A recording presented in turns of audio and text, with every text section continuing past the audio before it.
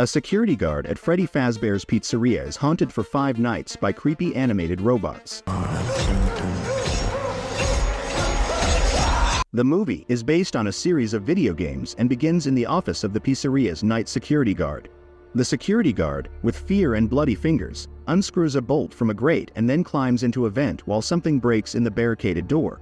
As he makes his way out into the pantry, he accidentally grazes a chair, attracting attention, but still makes his way out into the hallway and runs for the exit. The lights go out as he reaches the locked door.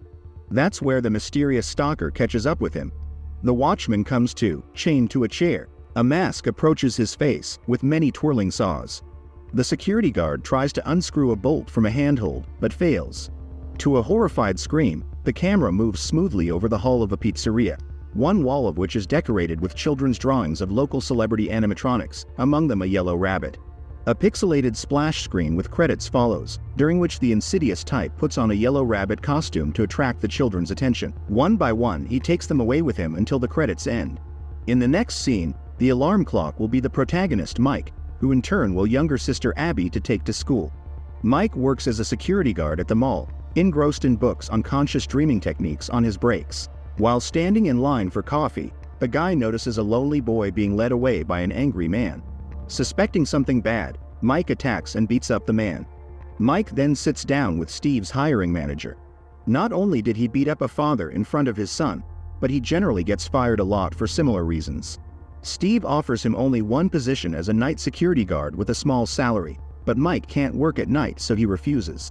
He returns home where a late payment notice awaits him and nanny Max, whom he has no money to pay. His sister also prefers socializing with an imaginary friend and drawing. Before bedtime, Mike listens to the sounds of nature and looks at a poster. As a child, he and his family were on a picnic when his younger brother, who he was told to look after, was kidnapped by a stranger. Mike tries to catch up with the car, but is unsuccessful. The next day, Aunt Jane wants to take Abby away from him into her care, threatening Mike with court and lawyers. The caregiver tells the man that his sister loves him more than anyone and recommends that he get a job first. With no other option, Mike calls Steve and accepts a security guard position. In the evening, he goes to the first shift in the popular in the past pizzeria Freddy Fazbear. Mike's main task is to keep an eye on the monitors and not let people into the private area, which the owner for some reason keeps from being demolished and sold. At the site, Mike turns on the power and settles into a chair. He notices a tape with his name on it, which is an instruction manual for the security guards and also talks about cute animatronic beasts. He makes a detour around the pizzeria, looking at the wall of children's drawings. Mike gets to the stage where the stars of the establishment, the anthropomorphic animatronic beasts led by Freddy Bear, reside behind a curtain. Toward the end of his tour of duty, Mike falls asleep and again has a dream about his brother being kidnapped. But then he is surrounded by 5 children who scatter around. Mike tries to catch up with one but stumbles in his dream and falls out of his chair in reality. Back home, he asks Max to hold off on the payment, not realizing that she has been secretly, along with her brother Hank, talking to his Aunt Jane. Max had to find something bad in his house to get his sister taken away from him, but to no avail. Now the plan is that Hank and his buddies will sneak into the pizzeria, causing mayhem. Mike will get fired, after which it will be easier for Aunt Jane's lawyer to strip him of custody of Abby. Mike goes to Freddy's for a second night. He again has a dream about his brother being kidnapped, this time running after another boy. He turns around at the last moment and scratches the man's shoulder with a hook that sticks out instead of his arm. Waking up, Mike sees everything flashing around and he switches the power. He sees a police car outside. Outside the door turns out to be Officer Vanessa. Noticing the wound on his arm, she offers to help. The girl tells him that all security guards are quickly dismissed from this position. The diner itself was shut down when 5 children disappeared in it, whose bodies were never found.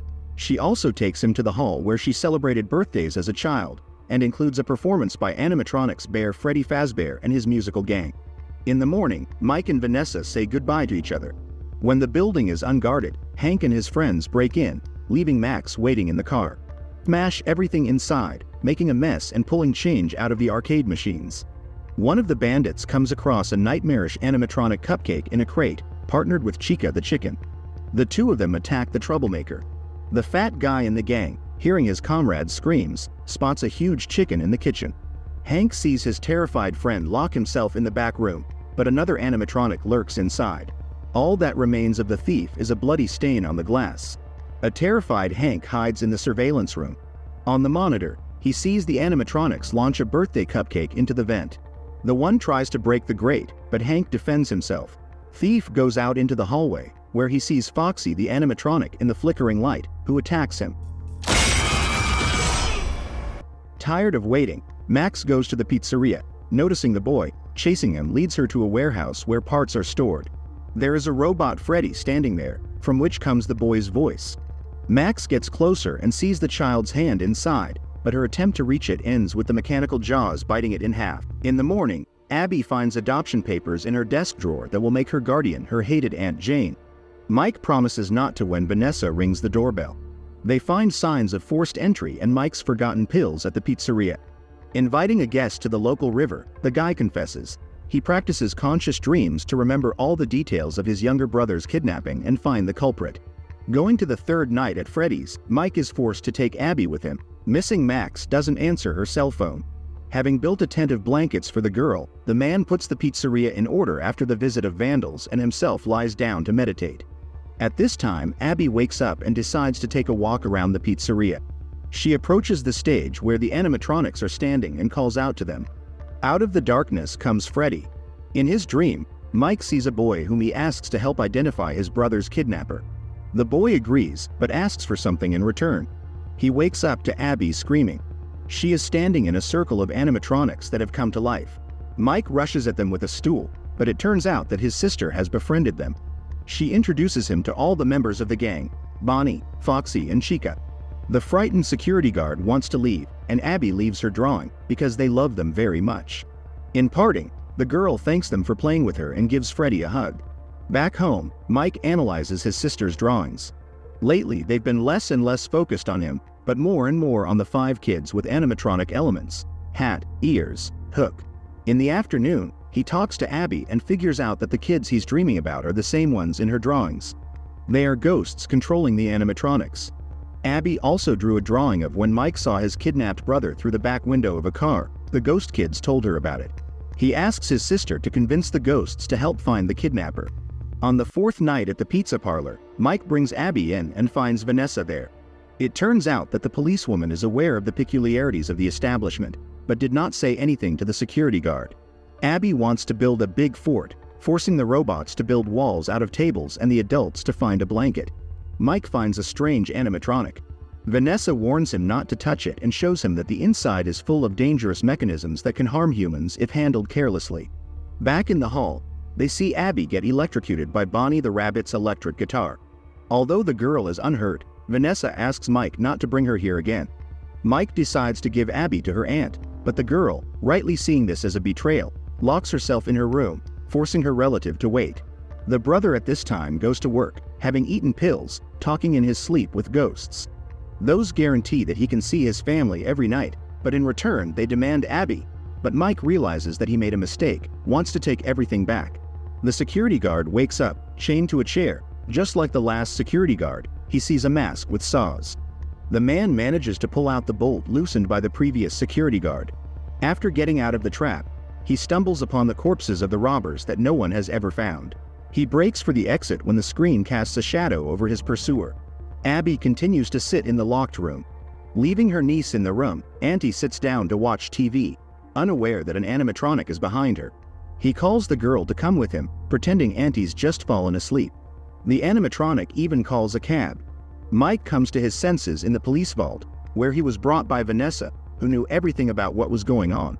She tells him that the maniac hid the bodies of the missing children inside the animatronics, so their spirits are controlling them for a reason. They also want to make Abby an animatronic.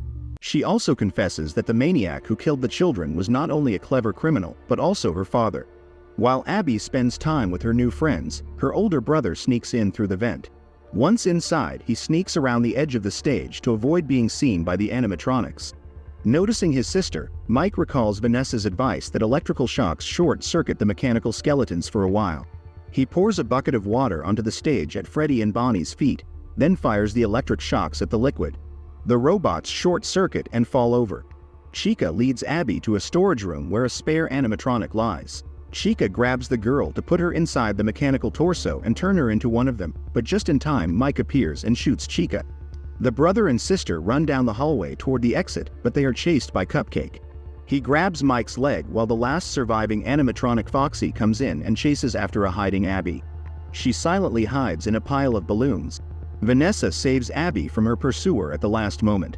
When Mike goes out to look for his sister, he comes across a new animatronic, a yellow rabbit. He is not affected by the electric discharge, and he is faster than the other mechanisms. It turns out that inside sits a maniac, a child killer who kidnapped Mike's brother. He awakens the animatronics again to deal with the security guard.